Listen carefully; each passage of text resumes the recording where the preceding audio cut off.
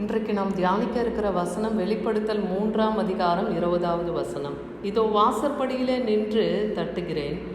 ஒருவன் என் சத்தத்தை கேட்டு கதவை திறந்தால் அவனிடத்தில் நான் பிரவேசித்து அவனோடு போஜனம் பண்ணுவேன், அவனும் என்னோடு போஜனம் பண்ணுவான். இது ஆண்டவராகிய இயேசு கிறிஸ்து பேசுகிற வார்த்தை. இதோ வாசற்படியிலே நின்று தட்டுகிறேன். ஏன் அவர் வாசற்படியில் நின்று கதவை தட்டுகிறார்? வாசற்படி என்பது நம்முடைய இதயத்தை தான் இங்கே குறிக்குது. அவர் நம் இதயத்தை தட்டி கொண்டே இருக்கிறார். அவர் சத்தத்தை கேட்டு நாம் திறக்கும் போது கர்த்தர் நம்மிடத்தில் பிரவேசித்து போஜனம் பண்ணுவேன் என்று சொன்னால் அவர் நம்மோடு கூட பேசுவார். அவனும் என்னோடு போஜனம் பண்ணுவான் என்றால் நாம் அவரோடு பேசலாம். இதுதான். அப்போ கர்த்தர் நம் இதய கதவை தட்டும் போதே நாம் திறந்து அவரை உள்ளே அழைத்து கொள்வோமானால் கர்த்தருடைய அந்த நித்திய கல்யாண விருந்திலே, அந்த நித்திய ஜீவனிலே மணவாளனாகிய கிறிஸ்துவோடு நாம் மணவாட்டியாக அங்கே காணப்பட முடியும். லூக்கா 12ஆம் அதிகாரம் 16-17 வசனத்தில் பார்க்கும்போது தங்கள் எஜமான் கல்யாணத்திலிருந்து தட்டும்போது உடனே அவருக்கு திறக்கும்படி எப்பொழுது வருவார் என்று காத்திருக்கிற மனுஷனுக்கு ஒப்பாயிருங்கள்.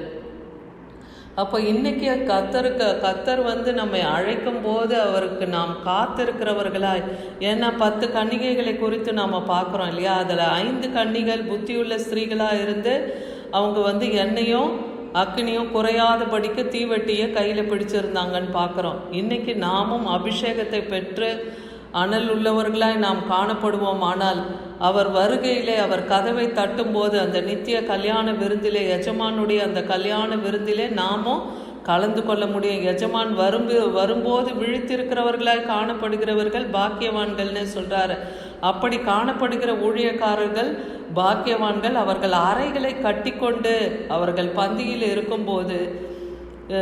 இருக்கும்போது அவர் என்ன பண்ணுவாராம், இருக்க செய்து சமீபமாய் அவர்களுக்கு ஊழியம் செய்வார் என்று மெய்யாகவே உங்களுக்கு சொல்லுகிறேன். அப்போ ஒருவன் அவருடைய சத்தத்தை கேட்டு அவருடைய அழைப்புக்கு அவரோடு நாம் புறப்பட்டு போவோமானால் கர்த்தர் நமக்காகவும் அவர்களுக்கு ஊழியம் செய்வார் என்று மெய்யாகவே உங்களுக்கு சொல்லுகிறேன். அப்போது எதுக்காக அந்த கதவை இதே கதவைக்கு தட்டுகிறார்னா கர்த்தருடைய ஊழியத்தை செய்ய தான் இன்னைக்கு நம்மை அழைத்து இருக்கிறார் இல்லையா? இந்த உலகத்தில் எத்தனையோ பேர் தேவனை அறியாதவர்கள், கர்த்தருடைய வசனத்தை கேட்காதவங்க, நித்திய ஜீவன் ஒன்று உண்டு என்று அறியாதவர்கள் இருக்காங்க.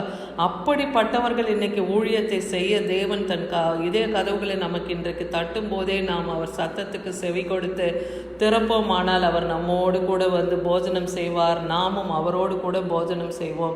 யோவான் 14ஆம் அதிகாரம் 21-23 வசனத்தில் பார்க்கும்போது என் கற்பனைகளை பெற்றுக்கொண்டு அவைகளை கை கொள்ளுகிறவன் என்னிடத்திலே அன்பா இருக்கிறான். அப்போ யார் தான் தேவனுடைய ஊழியத்தை செய்ய முடியும்?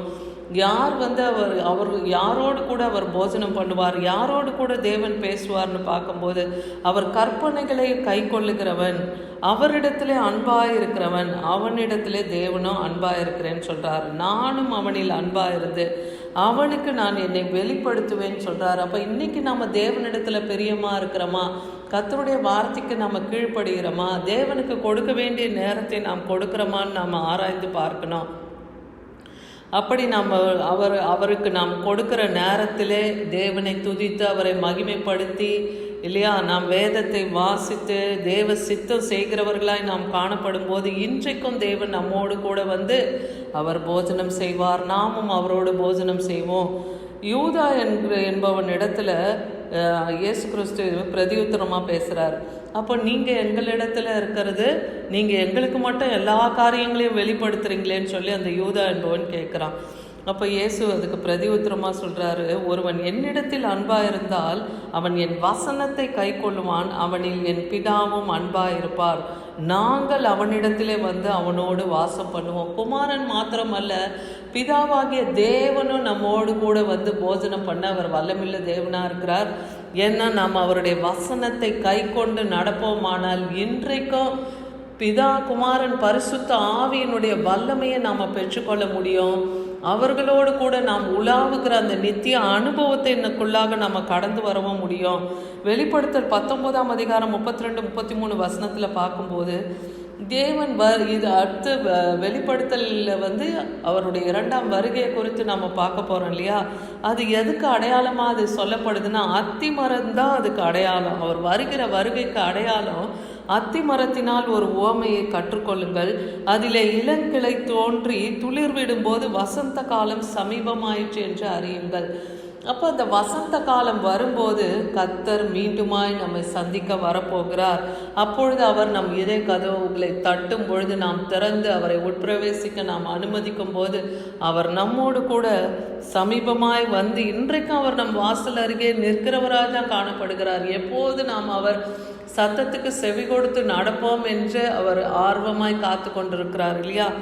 அதான் சொல்றாரு, எல்லாம் அந்த அத்தி மரம் இளங்கிளை தோன்றி துளிர் விடும்போது அவரை நாம் காணப்போகிறோம். அவர் நம்முடைய வாசல் அருகே நமக்கு காத்து கொண்டு அவர் சமீபமாக இருக்கிறார். அவர் வருகையிலே நாம் ஜீவனுள்ளவர்களாக எடுத்துக்கொள்ளப்படணும் இல்லையா. அப்போ தேவனுடைய ஊழியத்தை இந்த கடைசி கால நேரத்தில் நாம் செய்கிறவர்களாக காணப்படணும். 11ஆம் மணி நேர வேலையில கூட வந்த கடைசி 1 மணி நேரத்தில் ஊழியம் செய்தவர்களுக்கு கூட அவர் ஒரு பணத்தை கொடுத்தார். வேலை காலையில் தொடங்கி மாலை வரைக்கும் செய்தவர்களுக்கும் அந்த ஒரு பண கூலியை கொடுத்தார். அப்போ எல்லாருக்கும் பட்சபாதம் இல்லாமல் தேவன் அவரவர் செய்கைகளுக்கும் கிரியைகளுக்கும் தக்க பலனை கொடுக்கிற தேவன். அதனால் இன்றைக்கு தேவனுக்காக நீங்கள் உங்கள் நேரத்தை கொடுக்கிறீர்களா? தேவனுக்காக உங்களுடைய பணத்தை கொடுத்து ஊழியங்களை நீங்கள் ஆதரிக்கிறீங்களா?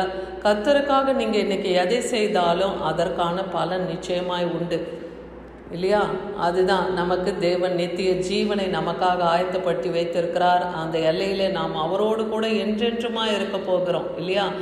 ஏன்னா பிதாவின் சித்தத்தை செய்ய தான் ஆண்டவராகிய இயேசு கிறிஸ்து இந்த பூமியில் வந்தார். பிதாவின் சித்தத்தை செய்வதே என் போஜனமாக இருக்கிறது என்று அவர் சொல்லுகிறத நம்ம பார்க்குறோம். அப்போ இன்றைக்கி அவருடைய தேவ சித்தத்தை செய்யும் போது பிதாவாகிய தேவன் தன்னுடைய ஊழியத்தை செய்கிறவர்களை வந்து தேவனே பிதாவாகிய தேவன் வந்து கனம் பண்ணுவார்னே வேத வசனம் சொல்லுது.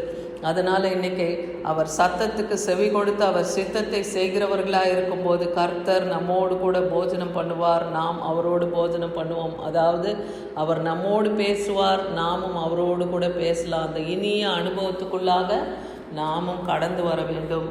ஆமென்.